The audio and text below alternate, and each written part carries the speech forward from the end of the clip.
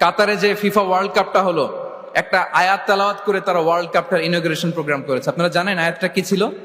হ্যাঁ, ইয়া আইয়ুহান নাসু ইন্না খালাকনাকুম মিন যাকারিন ওয়া উনসা ওয়া জাআলনাকুম শুউবান ওয়া ক্বাবাইলা লিতাআরাফু। সুবহানাল্লাহ, কত পাওয়ারফুল মেসেজ। কোরআনিক গাইডেন্স আমাদেরকে কি শিখায় দেখেন। এই আয়াতটা addressed the entire human being regardless the colours, languages, এথনিসিটিস, সবাইকে বলেছে যে তোমাদের রুট এক, আমরা সবাই এক। ফ্রম অ্যাডাম এন্ড ইভ, আদম আলাইহিস সালাম, হাওয়া আলাইহিস সালাম, এখান থেকে আমরা এসেছি। আস্তে আস্তে আস্তে আস্তে এই হিউম্যান জেনারেশন। তো কোরআন আমাদেরকে মানুষে ভাই হিসেবে কনসিডার করতে বলে। সম্মানিত ভাইরা, সর্বশেষ কথা হচ্ছে কোরআন যে গাইডেন্স আমাদের জন্য হাজির করে, এটা হচ্ছে the most upright guidance, the straightforward guidance.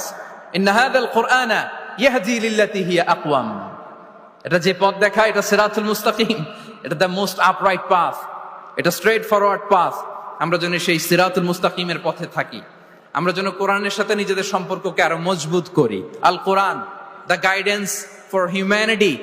এই কনভেনশন তখনই সার্থক হবে যখন আমরা শপথ নিতে পারবো যে আমরা কোরআনের সাথে সম্পর্ক, অ্যাটাচমেন্ট, এটা আরো গভীর থেকে গভীরতর করব।